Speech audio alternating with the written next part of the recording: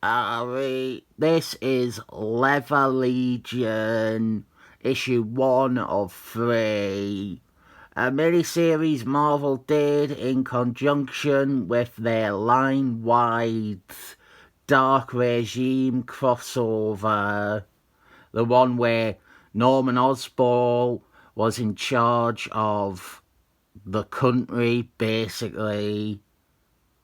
I am a big fan of Marvel villains, and one of my favourites of all time, King Shark, is featured in this. And this series has a lot of potential, and even it's on some ideas that, unfortunately, in the end, deserved better. They needed a better writer. They needed a better story. They needed a better comic. The writer here is Tieri.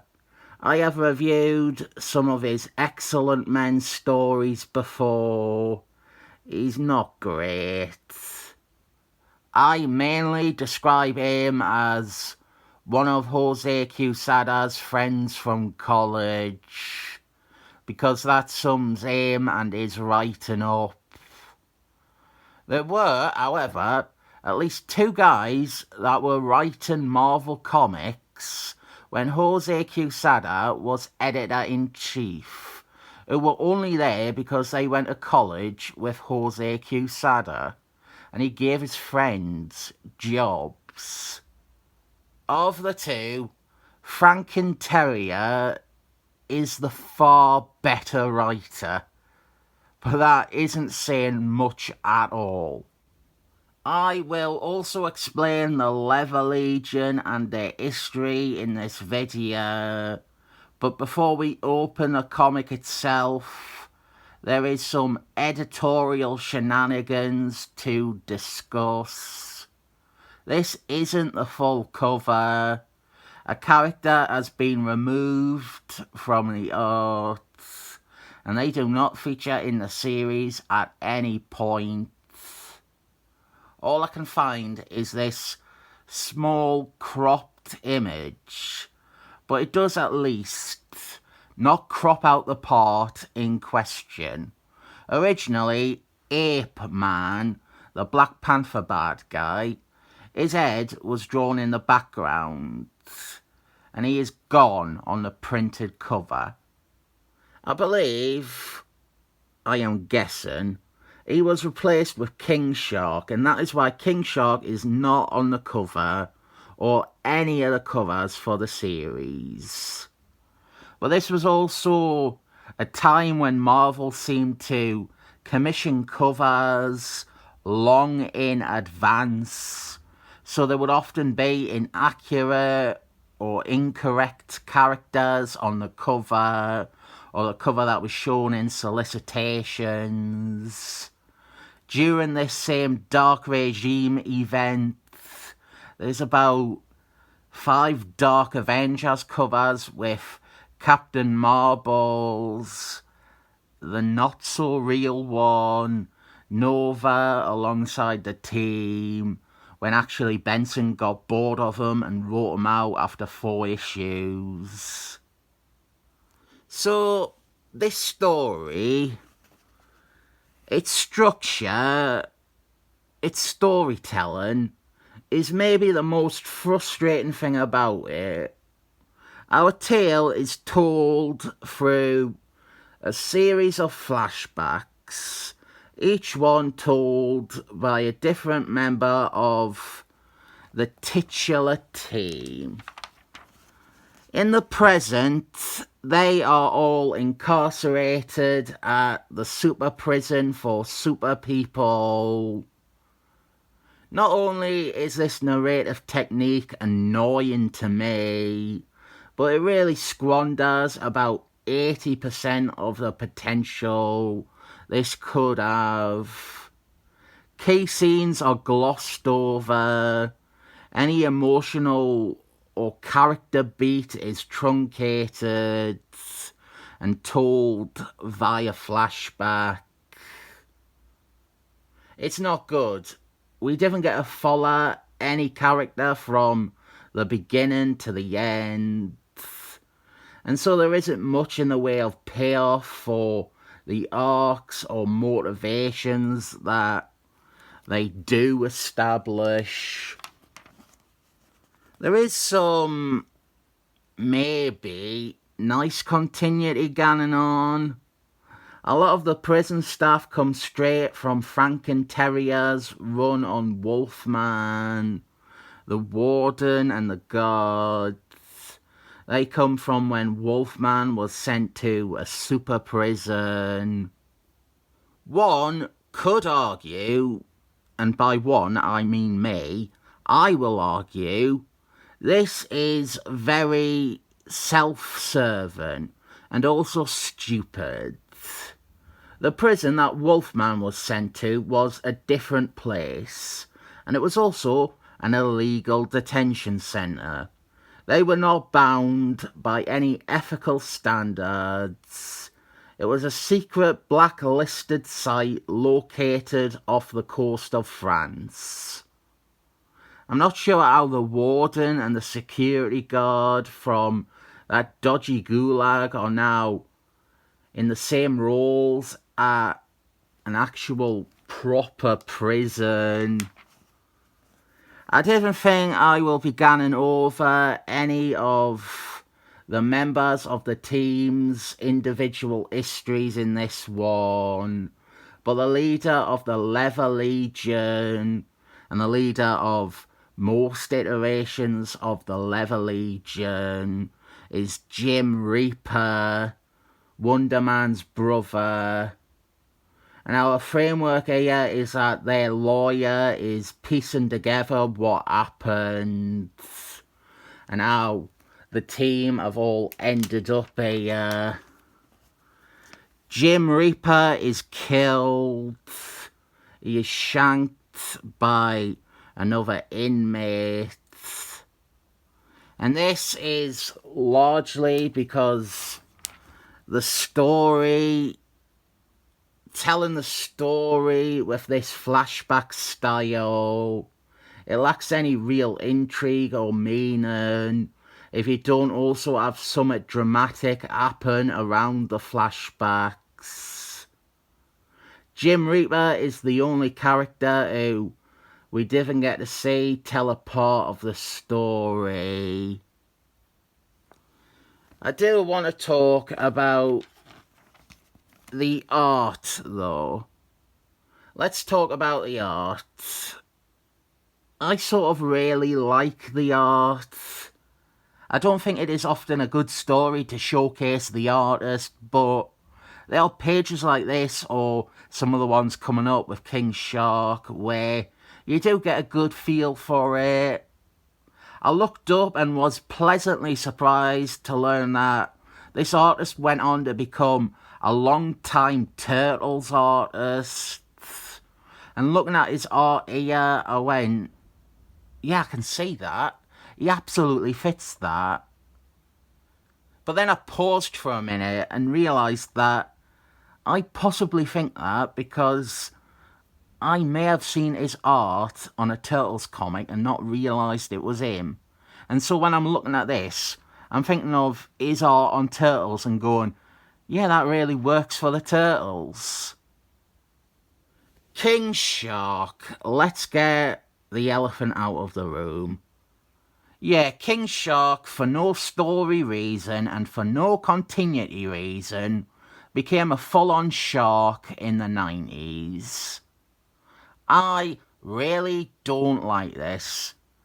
I hate this lame decision to make him a shark instead of a man in a shark suit with shark powers. It's one of those little ideas that just isn't good, that someone did because they thought it would be better, and it is not. It was... oh, dearie me. I didn't even realise this until now. I am pretty sure it was Kurt Busey and Brie Larson's granddad in Defend... no, wait. before that, it was Kurt Busey still, Thunderball's issue 3. This is becoming ridiculous now. I'm starting to consider the notion that me and Kurt Busey might actually just be polar opposites.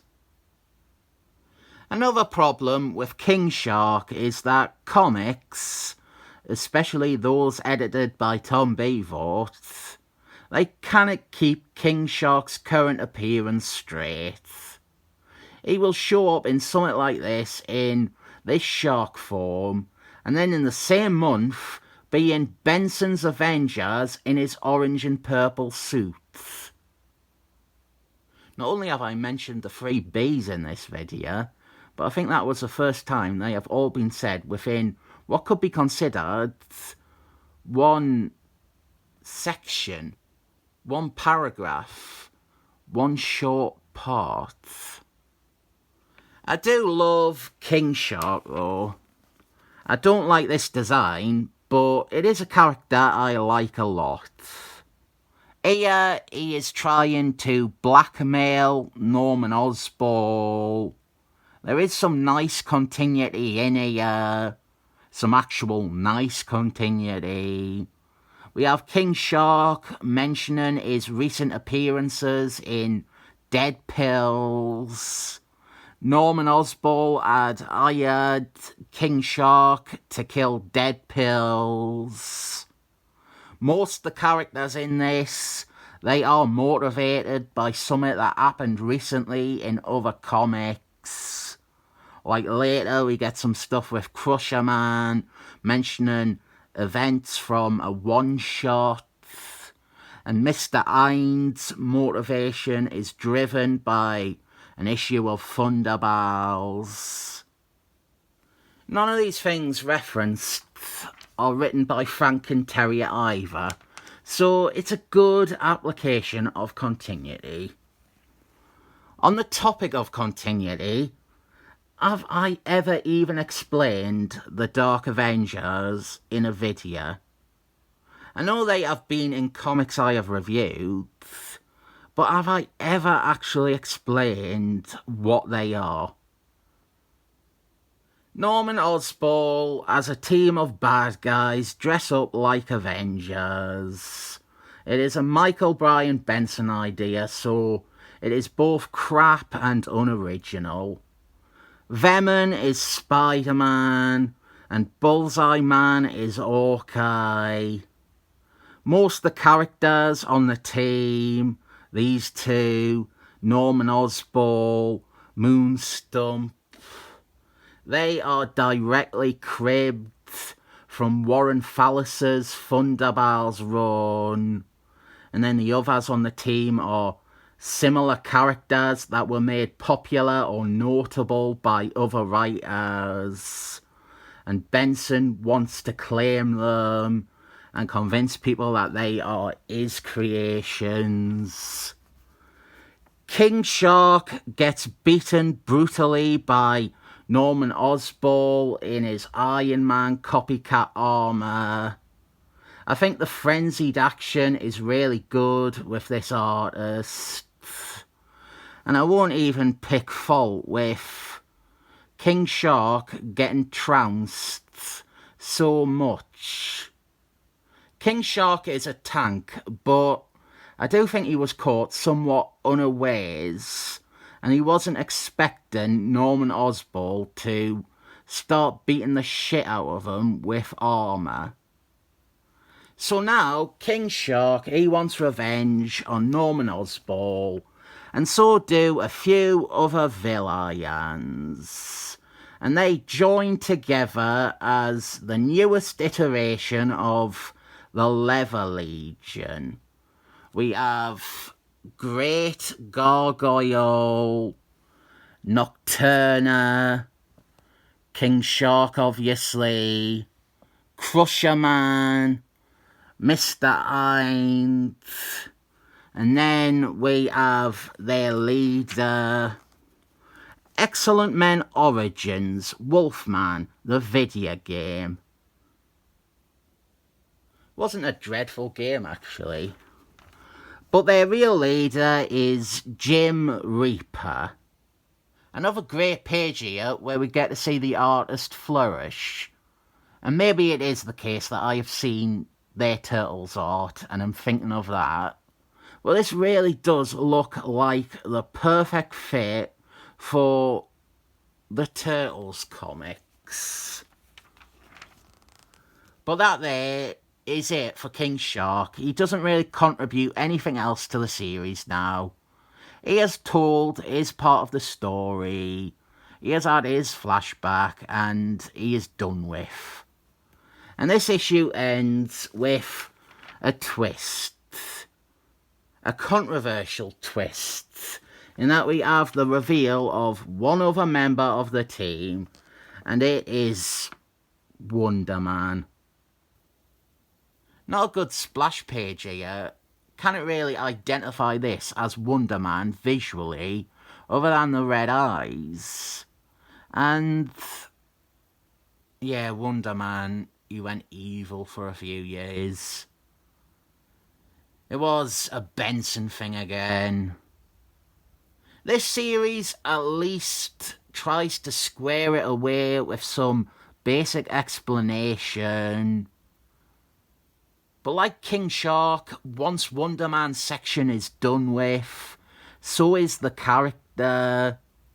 We didn't get any payoff or further examination of Wonder Man's character beyond the loose setup we see in the next issue.